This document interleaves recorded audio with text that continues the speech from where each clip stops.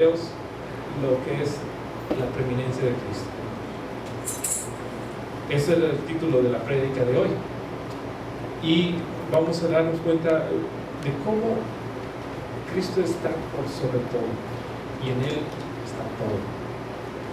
De Él habita toda la plenitud de la deidad, en todos sus atributos y toda su grandeza, y en toda la creación. Él está por sobre toda la creación. Y está tan profundo lo que Pablo nos explica en estos versículos a continuación, pero no lo hace antes de habernos introducido a lo que es la gracia. Habíamos visto desde que versículos 1 en adelante, nos estamos leyendo hasta el 14, lo que Cristo ha hecho por nosotros, cómo por su gracia nos alcanzó. Y nos estaba hablando de que es por gracia que somos alcanzados por el Señor, porque Él derrama de su favor inmerecido en nosotros y nos viene a buscar en nuestra miseria, cuando estábamos perdidos. Nos libra de la potestad de las tinieblas y nos traslada al reino de su amado Hijo. Y en Él podemos tener la redención por su sangre. Gabriel explicó un poquito la semana pasada de qué era la redención. Alguien valientemente que se acuerde y que diga, esta es la redención. A ver.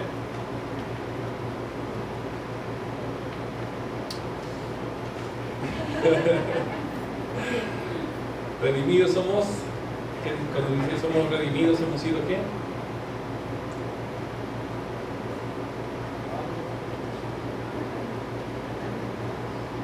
¿No se acuerdan? Vamos a ponerle para que no se les olvide nada. Vamos a pretender que aquí ahí va. Jesús es mi esclavo. ¿Ok? Jesús es mi esclavo. ¿Ok? Si alguien quiere redimirlo, tiene que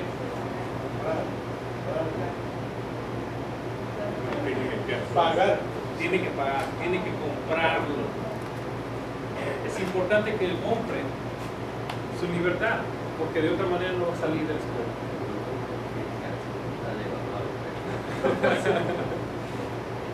Y la palabra de Dios nos enfoca, nos dice que nosotros hemos sido redimidos, comprados por precio de sangre. ¿Okay?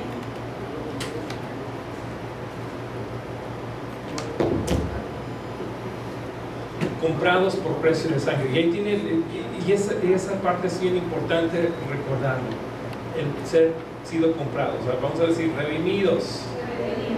Es ser comprados.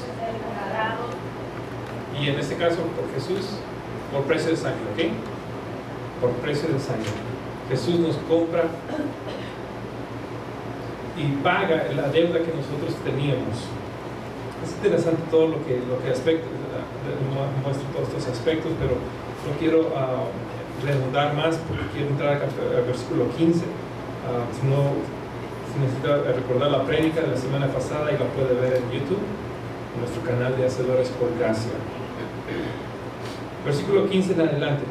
Quiero que lo podamos ver juntos. El primer versículo dice: Él, hablando de Cristo, Él es la imagen del Dios invisible, el primogénito de toda creación, porque en Él fueron creadas todas las cosas, las que están en los cielos y las que hay en la tierra, visibles e invisibles, sean tronos, sean dominios, sean principados, sean potestades. Todo fue creado por medio de Él y para Él. Y Él es antes de todas las cosas. Y todas las cosas en Él subsisten. Y Él es la cabeza del cuerpo, que es la iglesia, el que es el principio, el primogénito de entre los muertos, para que en todo tenga la preeminencia, por cuanto agradó al Padre que en Él habitase toda plenitud, y por medio de Él reconciliar consigo todas las cosas, así las que están en la tierra como las que están en los cielos, haciendo la paz mediante la sangre de su cruz. Voy a parar un ratito ahí. Hay un recorrido que estamos viendo ahorita dentro de lo que hoy es el título de la preeminencia de Cristo, y tenemos nuestro bosquejo donde ya comenzamos a ver la instrucción doctrinal de aquí en adelante. Pablo tiene que tomar algunas cuestiones que se tienen que aclarar. Tiene que aclarar quién es Cristo, porque hay unas falsas enseñanzas en la iglesia de esos tiempos. Y lo primero que vamos a ver es acerca de la deidad de Cristo. Ese es nuestro título que vamos a abarcar dentro de este bosquejo.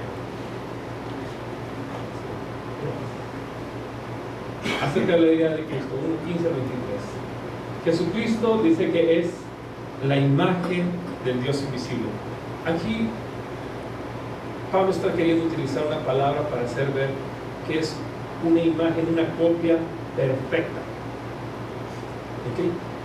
Se está revelando aquí al mismo Dios, la semejanza idéntica de Dios, lo cual significa que Él es Dios por toda la eternidad. No es un ser creado. Y eso es lo que comienza primeramente a refutar acerca de Cristo, acerca de las enseñanzas en contra de quién era Cristo en aquel tiempo. ¿Okay? Cristo no es un ser creado. Él está con todos los atributos de Dios, con todo lo que es el poder de Dios, y se nos está mostrando a un Cristo que está más bien revelándonos a Dios mismo. Es decir, que él posee todos los atributos de Dios. Dice en Filipenses 2:6 que siendo igual que Dios, voy a leer ese versículo, el cual siendo en forma de Dios no estimó el ser igual a Dios como cosa a que aferrarse, sino que se despojó a sí mismo tomando forma de siervo, hecho semejante a los hombres. Hablamos acerca de todo lo que comprende que sería un Dios, que sería Dios, lo tiene Cristo. Y en Él vemos la representación como la manifestación de Dios. Entonces es importante aclararlo.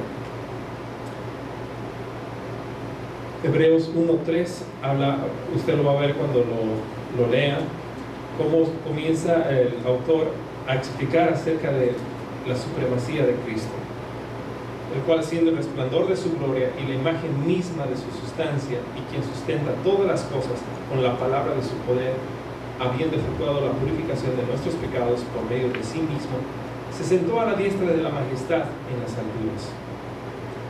Y él dice que ahí está Cristo, en su poder y majestad. Por Él fueron creadas todas las cosas. El primogénito de toda creación. Y aquí es una de las cosas que pudiesen ser una de las más controversiales al estudiar el libro de Colosenses. ¿Por qué? ¿Quién enseña que Jesucristo es un ser creado, que es un Dios con D pequeña?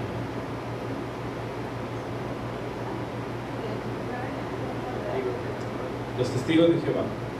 Los testigos de Jehová enseñan que Jesucristo es un ser creado, que fue un ángel, ¿verdad? Así como Satanás. Entonces, y tiene esa connotación de que no es Dios, es un ser creado.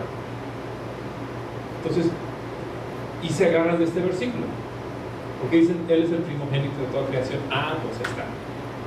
Es lo primero que Dios hizo para crear.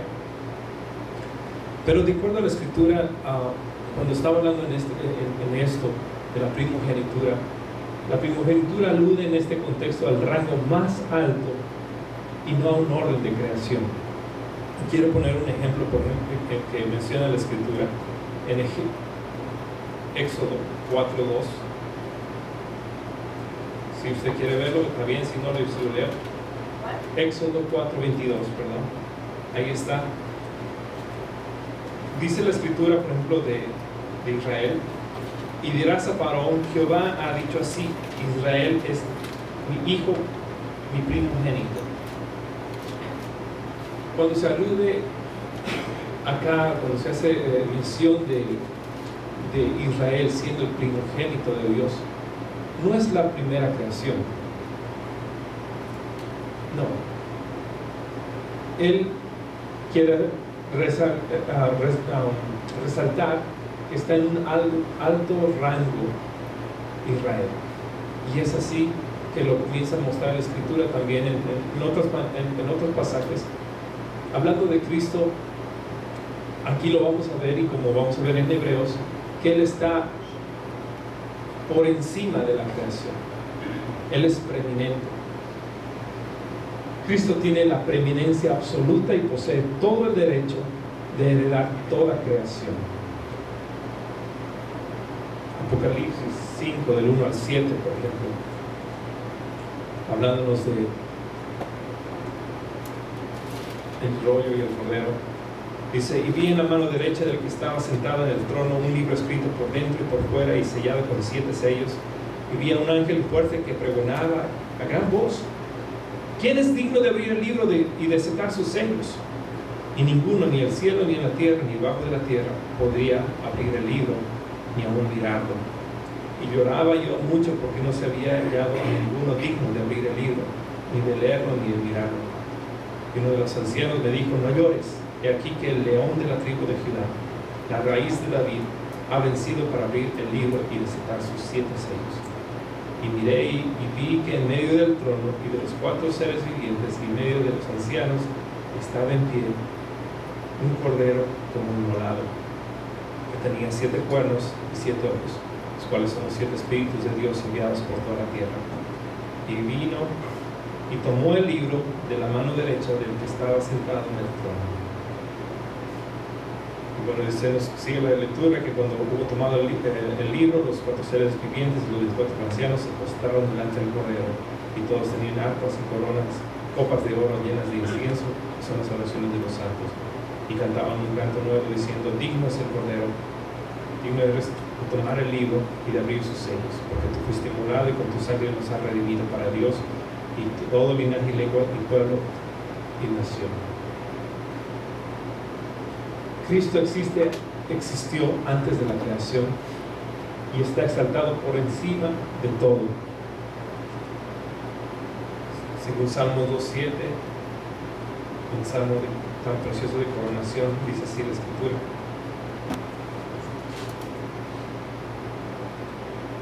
yo publicaré el decreto, Jehová me ha dicho, mi hijo eres tú, yo te libré hoy. Cristo por encima de todo está hablándonos de ese alto rango que Él tiene, y no que es un ser creado, sino que Él es el que da creación y Él es el que crea, el que da vida a todas las cosas. Entonces, cuando se habla acerca del contexto de esto, tenemos que tener en cuenta que Cristo está por encima de todo, y vamos a verlo a continuación en el capítulo 2, cómo Pablo lo comienza a explicar esto. ¿Okay? So voy a seguir con el siguiente. ¿Sobre qué está Cristo? Porque dice en versículo 16: porque en Él fueron creadas todas las cosas, las que están en los cielos, las que están en la tierra, visibles e invisibles. Y aquí comienza a declararte y diciéndote: sean tronos, sean dominios, sean principados, sean potestades. Todo fue creado por medio de Él y para Él.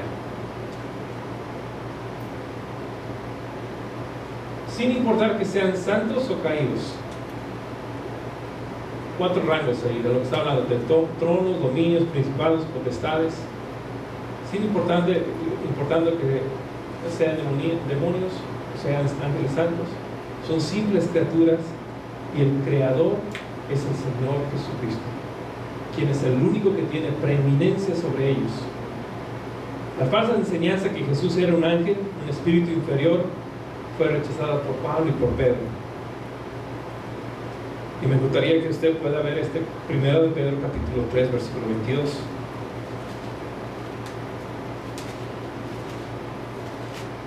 Primero de Pedro 3, 22 dice: quien habiendo subido al cielo está a la diestra de Dios, y a Él están sujetos ángeles, autoridades y potestades.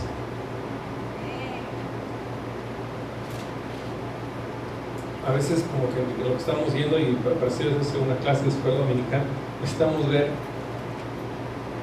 qué es lo que está haciendo Cristo, quién es este Cristo que está revelando en la Escritura.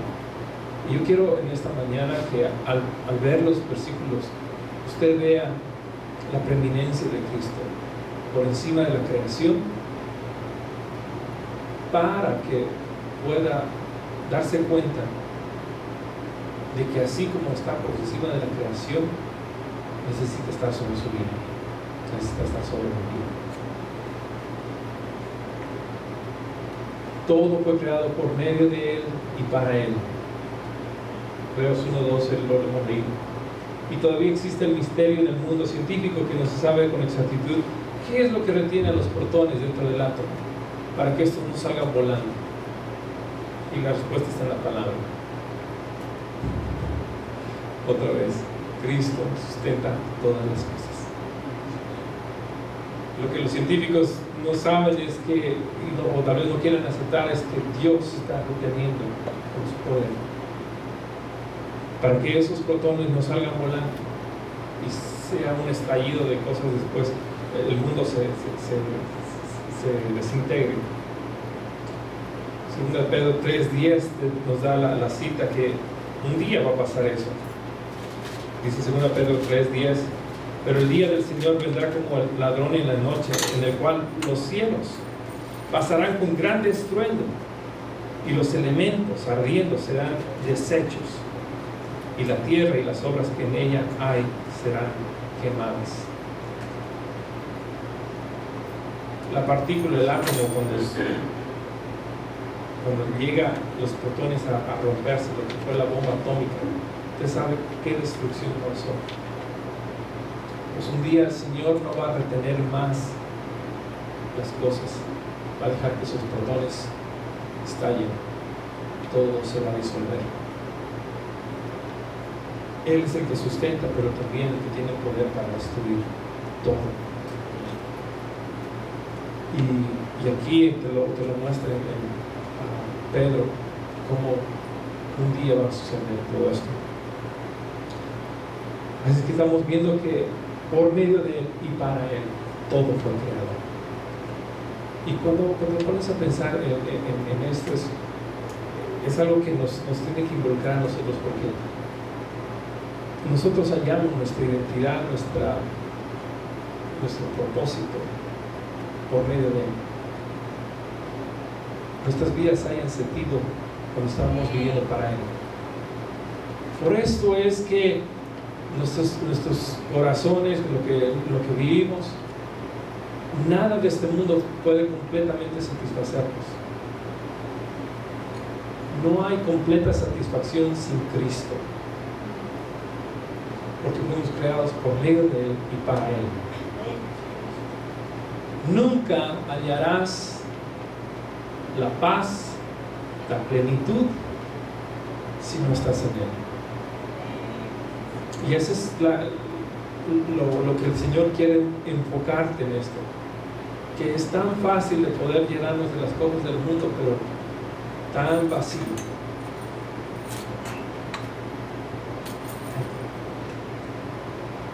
Cristo es antes de todas las cosas. Dice el versículo 17: y Él es antes de todas las cosas, y todas las cosas en Él subsisten. Dice, Cristo es antes de todas las cosas porque ya existía. Él es eterno. Él sostiene el universo y preserva el equilibrio necesario de fuerza, masa y energía para la existencia y continuidad de la vida. Eso es lo que hace Cristo. ¿Okay? Cristo se ve como el soberano, el que sustenta todo. Más adelante hay otra cita que dice que Él está en todo. Y no quiere dar una idea panteísta de que Dios es todo. Que la silla es Dios, que la piedra es Dios, que el animal es Dios, no. Pero que Él sustenta todas las cosas por su poder. Cuando dice Cristo es la cabeza del cuerpo, versículo 18, y Él es la cabeza del cuerpo, que es la iglesia, entramos a una segunda parte aquí de lo que está queriendo Él Pablo enfatizar. Ya está tocando no solamente a Cristo sobre todo el universo, sobre toda la creación, pero Cristo en la iglesia. ¿Quién es Cristo para la iglesia? Dice, Cristo es la cabeza. La cabeza del cuerpo. Así como el cerebro controla el cuerpo, así Cristo controla cada parte de la iglesia para darle vida y darle dirección. Efesios 5:23 dice la palabra: porque el marido es cabeza de la mujer, así como Cristo es cabeza de la iglesia, la cual es su cuerpo, y Él es su Salvador. Cristo tiene que tener preeminencia en su iglesia. Por eso una iglesia que no exalte a Cristo no tiene razón de existir. Una iglesia que exalte al pastor, que exalte las obras de los hermanos, que enfoca a nuestros esfuerzos humanos, no tiene razón de ser. Una iglesia que solamente te predica acerca del dinero, de la prosperidad, no tiene razón de ser. Una iglesia que te obliga a que haga lo que el pastor dice, y el pastor es bueno para manipular lo que es la escritura, para hacer conforme a lo que él dice, lo que es su interpretación, y no lo que es la voluntad de Dios. Entonces no es una iglesia que está glorificando a Cristo, es una iglesia que tiene por cabeza a Cristo. Hablando una vez más en lo que es el siguiente versículo, dice: Él es el principio, el primogénito de entre los muertos, para que todo tenga la preeminencia. Cristo es el principio. Esto se refiere tanto a fuente como a preeminencia. ¿Ok? La iglesia tuvo su origen en el Señor Jesucristo, y lo vemos en Efesios 1:4. Cristo es el fundamento de la iglesia. No es el hombre, no es la religión, como alguien se atrevió a decir. Muchos creen que la iglesia original es la iglesia católica. Que tontería de ignorancia, ¿no? ¿Verdad? De que alguien diga de eso. La iglesia no tenía un label, no tenía un nombre. Se les llamaba a los primeros convertidos cristianos pequeños Cristos, porque su origen todo tiene que ver con Cristo.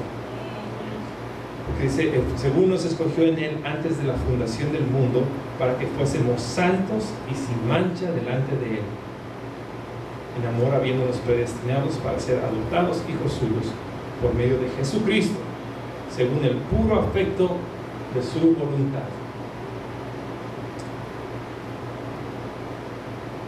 Dios dio vida a la iglesia. Jesucristo dio vida a la iglesia por medio de su sacrificio, por medio de su muerte y por medio de su resurrección. Ahí está la esencia de la iglesia, y es necesario regresar muchas veces a lo que es la esencia. Ahorita que estamos pasando en esto del principio, necesitamos ver lo que es la palabra preeminencia, y vamos a ver la siguiente parte. Voy a ir para acá abajo. La intención del Padre es que Cristo tenga la preeminencia sobre cada día nuestro, ¿verdad? Cada día que Dios le da vida, al empezar, en cada decisión que tenga, no de una parte, sino del todo. Preeminencia significa ser primero. Díganmelo conmigo. Preeminencia significa ser primero. Primero en rango o influencia. Y ahí es donde vemos a Cristo, como la Escritura lo está pintando, por sobre toda la creación, por encima de la iglesia, aún en aquello que es lo que no se ve, lo incógnito. Y te habla acerca de la resurrección, de aquello que se va a hacer por venir. Cristo está por encima, siendo el primogénito de entre los muertos. Mira cómo Pablo te lo está ampliando. De aquello que vemos, aquello que vivimos como iglesia, aquello que vamos a ver. Dice, Cristo es el primogénito de entre los muertos. Cuando está hablando acerca de Cristo, primogénito de los muertos, aunque otros revivieron, como Lázaro, ¿verdad? El hijo de la viuda de Naín, 7, el hijo de la viuda de los tiempos de Elías, 2 Reyes 4, ellos volvieron a morir. Solo Cristo resucitó para no morir jamás. Cristo ahí se muestra que es supremo. Y así es lo que está mostrando por encima de lo que es la muerte. En otro aspecto te está diciendo Pablo, mira que este Cristo tiene el poder por encima de la muerte para darte vida eterna. Y aquí es donde necesitamos venir a aplicarlo a nuestras vidas. Todo lo que te está mostrando el cuadro de Cristo, Pablo tiene que venir y mostrarte el aspecto ahora de dónde está en tu vida este Cristo. ¿Quién es Cristo entonces para ti? Porque lo podemos ver que a Cristo que habita en él toda la plenitud. La falsa enseñanza decía que era una serie de emanaciones de Dios, muestras de Dios. Sí, Jesús muestra una parte de Dios, pero no es Dios. No, Pablo te está diciendo, no. En Cristo habita toda la plenitud. En Cristo habita la deidad, todos los poderes y atributos divinos. Y te está haciendo ver el gran poder que tiene Cristo por encima de todo. Entonces, si vemos lo que es la creación, vemos la iglesia, vemos lo que es lo anglicónico, dice, más allá Cristo se expande a todo esto. ¿Y qué es lo que Él vino a hacer? Lo vino a mostrar, vino a mostrarse con un propósito. Y ahí vemos el versículo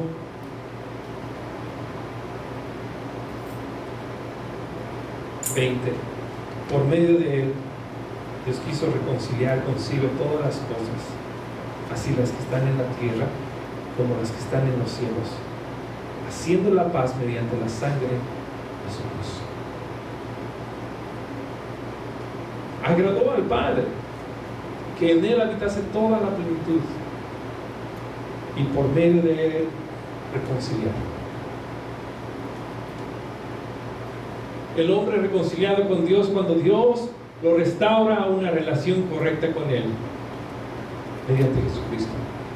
Note que no es el hombre que viene a hacer las paces con Dios. Es Dios bajando al hombre para poder hacer las paces. ¿Okay? Gloria a Dios. Es Dios que tiene que ser Dios, porque no puede ser uno de nosotros que traiga reconciliación. Tiene que salir de Dios, el aquel que declaró guerra contra el hombre por su maldad. De Él tiene que venir la paz. Dios y los que Él salva ya no están enemistados entre sí por medio de su sangre. Porque le cuesta algo tan entrañable de Dios, que es su Hijo, para que Él venga a tomar forma de hombre, a ser hombre, 100% Dios, 100% hombre, así se encarna, y vivir la vida de un hombre, para que como uno de nosotros, entonces pueda interceder por nosotros, siendo uno de nosotros, y al mismo tiempo de parte de Dios, estrechando la mano del Padre para poder juntarla con la del pecador. Y en sí, lo que hace es, al tomar la mano inmunda de pecado, Él tiene el poder para limpiarla. Cristo recibe el pecado del hombre, pero al mismo tiempo le da al hombre su justicia para que pueda entonces ahora recibir la mano de Dios. Y esa justificación, Romanos 5:1, Dios dice, ahora hay paz entre Dios y los hombres. Ahora hay una reconciliación por el hecho de la sangre de Cristo. Ahora hablamos, la sangre no lo que es el fluido como tal. El fluido como tal no tiene propiedades salvíficas. ¿Ok? Si fuese así, hubiéramos necesitado a alguien que hubiera recolectado la sangre de Cristo en aquel tiempo y no hubiera alcanzado para todo. Pero estamos hablando, cuando decimos sangre, de su sacrificio, de la obra expiatoria por el pecado, que pone fin a la guerra declarada por Dios a causa de la rebeldía humana. De eso estamos hablando. ¿Eh? Entonces, cuando Dios está haciendo esta paz, reconciliación, me encanta el pasaje de 2 Corintios, no sé si lo tengo por allá, ahorita vamos a entrar ahí. Sí, está bien. Dice el versículo 21 y 22, y vosotros también que erais en otro tiempo extraños y enemigos en vuestra mente, haciendo malas obras, ahora os ha reconciliado en su cuerpo de carne, por medio de la muerte. ¿Ok? Por medio de la muerte. ¿Entiende el sacrificio que le costó? No fue por medio de dinero, o por medio de unos ángeles que vinieron a hacer el favor. Fue por medio de su cuerpo en muerte.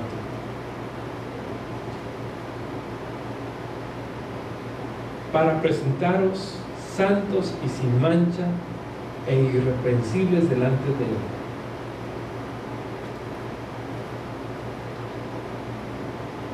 Siendo extraños y enemigos, aborrecedores de Dios. ¿Por qué? Porque somos aborrecedores de Dios. Porque amamos más las tinieblas que la luz. Amamos más las obras de las tinieblas. Juan 3, 19, 20. Así estamos, pero estamos perdidos. La muerte sustitutiva de Cristo en la cruz pagó el castigo pleno por el pecado de todos los que creen, haciendo posible su reconciliación.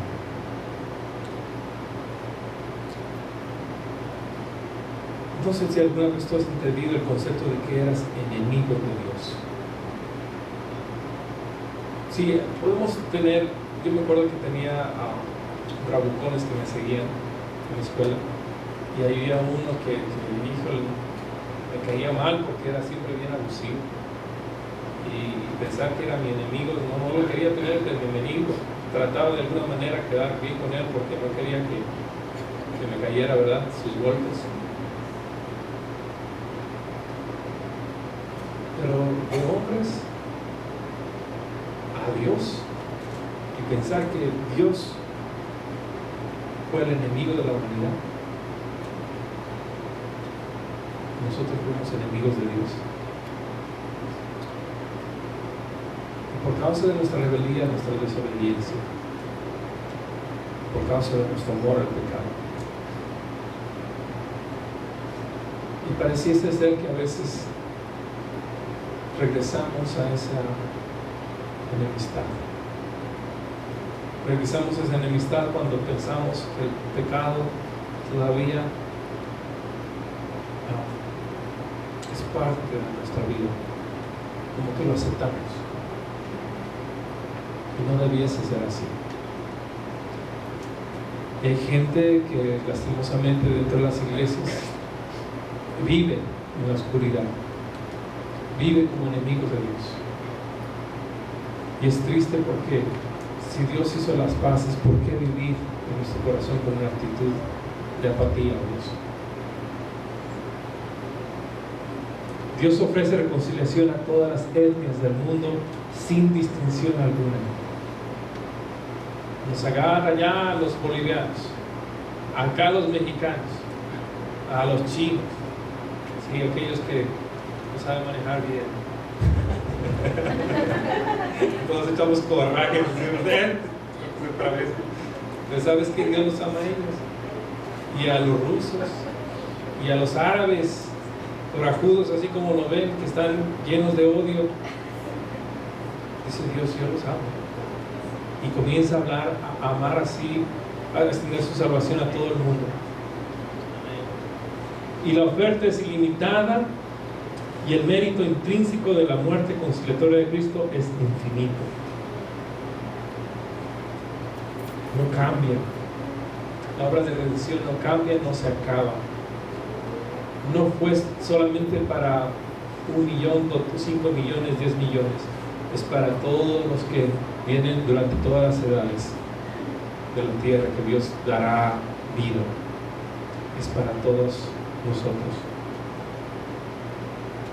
Y haciendo claro esto, no es que Dios quiere ser, cuando dice que reconcilia consigo todas las cosas, Él no está hablando de una reconciliación del mundo entero, no importando si creen o no. Pareciera que nos llevase esto al universalismo, que viene siendo otra doctrina falsa en aquel tiempo. El universalismo que dice, Dios perdona a todos son sus hijos. Dios va, hasta el diablo mismo lo va a perdonar. No. En el contexto, Dios está hablando a la iglesia. Y a la iglesia es que la reconcilie consigo mismo y todas las cosas. Todas las cosas que están en la tierra como las que están en los cielos, haciendo la paz. Y sabes que sí, futuramente Él va a reconciliar todas las cosas y todo lo que había en amistad también con la creación. Va a traer paz completa. Pero es aquellos que creen. Quiero enfatizar, la expiación como tal se hizo a favor acerca solo aquellos de los que creen. No es aún a los incrédulos, otra vez es a los que creen.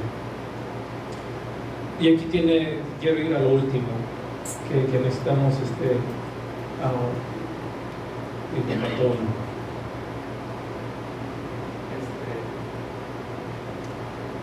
te voy a poner encima, ahí está.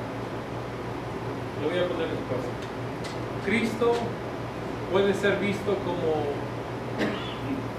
el Cristo que está en un crucifijo, un Cristo en la pared, un Cristo que lo ves en las películas. Puede ser tu percepción de Cristo, o como Pablo te está diciendo, un Cristo que está en su preeminencia en todas las cosas, por sobre todas las cosas, que Él es por encima de lo creado, por encima de la iglesia, y que te dice al mismo tiempo, si tú has creído, tú has sido reconciliado, entonces encima de tu vida. Y aquí viene siendo el punto de qué es lo que estoy percibiendo de Cristo, qué está haciendo Él para mí. Estoy seguro que tal vez habías antes escuchado acerca de la grandeza de Cristo. Pero ¿cómo estás viviendo tú a la luz de esa revelación de quién es Él? Eso es lo más importante. Porque podemos ver que Él está encima de toda la creación, pero no yo como creación someterme a Él. Vamos a entender que Cristo está por encima de la iglesia, pero no encima de mi corazón. Puedo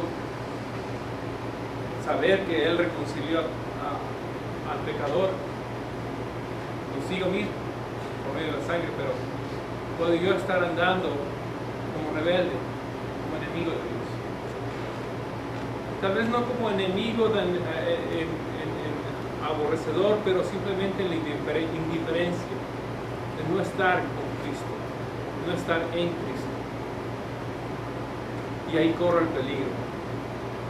¿Por qué? Porque me dice Colosenses 1, si podemos leer todos, versículo 23. Desde el versículo 22 vamos a leerlo. En su cuerpo de carne por medio de la cruz para presentarnos santos y sin mancha y irreprensibles delante de Él. Si en verdad permanecéis juntos, fundados y firmes en la fe y sin moveros de la esperanza del Evangelio que habéis oído, el cual se predica en toda la creación que está debajo del cielo, del cual yo, Pablo, fui hecho ministro. Cristo hizo todo posible para presentarme santo y sin mancha e irreprensible. No sé si necesito ahondar en estas palabras. Santo, ¿sí? Apartado para Dios, sin mancha, donde vestigios de pecado no están más. No hay una razón jurídica por la cual el Señor te lleve a la corte y te diga, ok, por esto te vas a ir al infierno, te vas a condenar. No lo hay. En Cristo ya fue tomado el pecado y fue satisfecha la ira del Padre, la ira de Dios en Cristo. Y por eso cuando Él te limpia por su sangre, por el sacrificio, eres sin mancha. Y te dice que eres irreprensible, porque ya al ser imputada la justicia de Cristo, no hay quien te pueda reprender. ¿Entiendes esto? 3 cosas tremendas que el Señor hace por ti y por mí. Soy hecho santo. Todos juntos.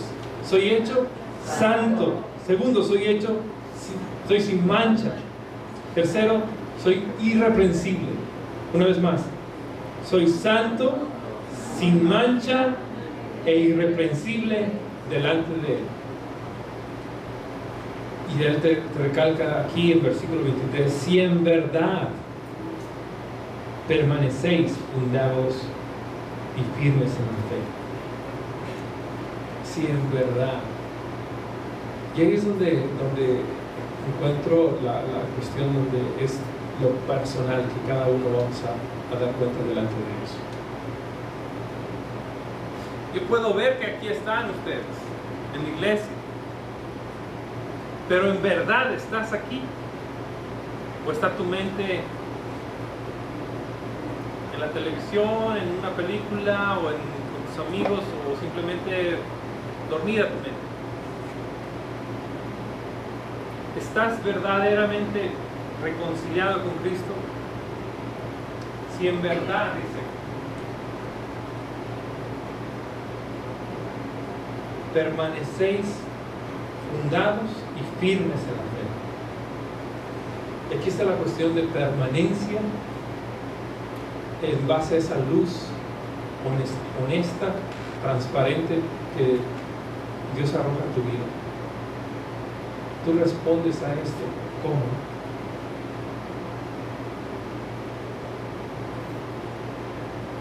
En verdad, que el Señor dice, permanece firme en la fe sin moverte de la esperanza del Evangelio que habéis oído. Y hermanos, muchas cosas nos podrán distraer, muchas cosas nos podrán traer crisis en nuestras vidas, el mundo nos podrá desanimar, pero si en verdad permanecéis fundados y firmes en la fe, sin moverte en la esperanza del Evangelio que habéis oído, eres santo, sin mancha y irreprensible delante de Él.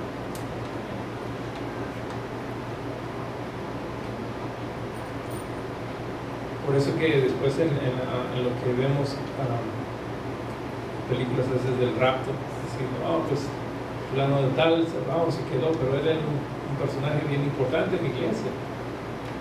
Es que caras vemos, corazones no sabemos. Sin verdad,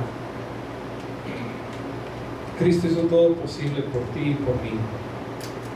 Y aquí te dice exactamente cuánto le costó en su cuerpo un sacrificio que era la obra expiatoria.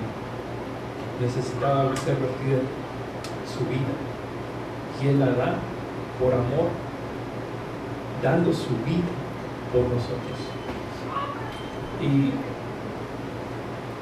hay veces que estas palabras, a veces que esta predicación pudiese ser tal vez algo que repetitivo, algo que escuchaste, pero no está cobrando vida en ti. ¿Por qué? Porque estás en opresión, estás simplemente distraído con lo del mundo. Y aquí es una de las cuestiones donde me gustaría, hermanos, que podamos otra vez tocarnos el corazón y decir: ¿dónde estoy? Necesitas tú, necesito yo tocarme el corazón. ¿Dónde estoy con eso del sacrificio de Cristo? ¿Quién es Cristo realmente para mí? ¿Es preeminente en mi vida? Él es el primero, tiene el alto rango de influencia por sobre todo, así como está por encima de la creación, de la iglesia, de lo porvenir. ¿Es Cristo eso para mí? Y aquí pareciera que el mundo pudiese muchas veces más, porque le damos más lugar a lo que es las prioridades de este mundo. Estamos complacidos con lo que es el entretenimiento, adictos al entretenimiento, a la diversión, buscantes, amantes de lo que es lo nuevo, lo que está en moda, y nos estamos satisfaciendo con aquello que es temporal, buscando la comida, buscando la satisfacción, el apetito, el momento, la sensación. Nos podemos estar perdiendo de Cristo. Hebreos 12. ¿Alguien leyó los primeros versículos? La amonestación era bien fuerte. ¿Se acuerdan?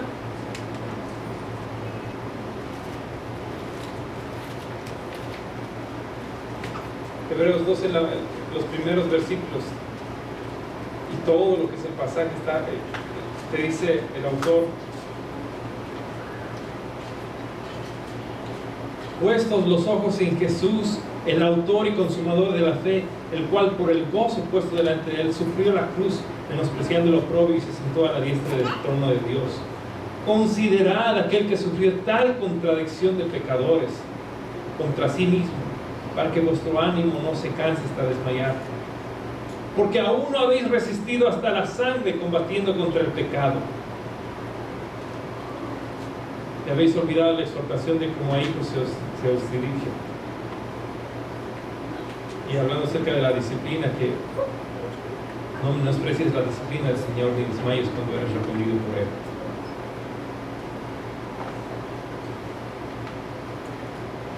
Dice el versículo 12: por lo cual levantad las manos caídas y las rodillas paralizadas, y haced sendas derechas para vuestros pies, para que lo cojo no se salga del camino, sino que sea sanado. Seguid la paz con todos y la santidad, sin la cual nadie verá al Señor. Mirad bien, no sea que alguno deje de alcanzar la gracia de Dios, que brotando alguna raíz de amargura os estorbe, y por ella muchos sean contaminados. O sea que hay algún fornicario o profano como Esaú, que por una sola comida vendió su primogenitura. Porque ya sabéis que aún después de desear heredar la bendición, fue desechado, y no hubo oportunidad para el arrepentimiento, aunque la procuró con lágrimas. Esta es la exhortación que te dice el Señor: que no desechéis al que habla, porque si no escaparon aquellos que desecharon al que los amonestaba en la tierra, mucho menos nosotros si desecharemos al que amonesta desde los cielos. Porque nuestro Dios es fuego consumidor.